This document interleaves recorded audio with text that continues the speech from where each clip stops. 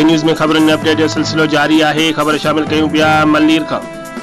एक ॾींहुं अॻु मलीर जे दरसानो शिनो वारे इलाइक़े में इसाक जोको ॻोठ में ज़मीन जे तकरार तां झेड़े दौरान मारिजी वियल 4 ॼणनि मां 2 ॼणनि इम्तियाज़ उर्फ बादशाह खान जोखियो जब्बार जोखो जी जनाज़ा निमाज़ दरसानो शिनो इसाक जोको ॻोठ में, जॾहिं त इब्ने एहसन हैदरी पाड़े मेमण ॻोठ ऐं अनवर जोखो जी जनाज़ा निमाज़ खोखरा पार सुखिया ॻोठ में अदा कई वई। जनाज़ा निमाज में सियासी समाजी अगवाननि साजिद जोखियो, यूसुफ मुर्तज़ा बलोच, खुदारिनो शाह, याकूब खासकेली, अला बख्श बबक समेत सवें माण्हुनि शिरकत कई।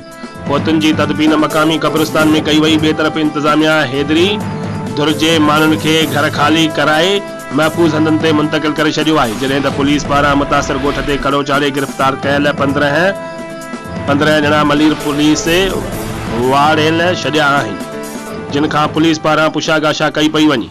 ॿिए तरफ़ पुलिस जो अञा ताईं ॼाणायल ॻोठ ते घेरो जारी आहे। होॾां आख़िरी इतलाउनि ताईं वाक़े जो केस दाख़िल न थियो आहे। उन सिलसिले में झेड़ींदड़ धुरनि हिक ॿिए ते हमले में अगराई करण जा इल्ज़ाम हणंदे फायरिंग करे माण्हू मारण में मुलविस जवाबदारनि खे फौरी तौर ते गिरफ़्तार करण जो मुतालबो कयो आहे। रिपोर्ट करे रहिया मुश्ताक गबोल, बे न्यूज़ मलीर।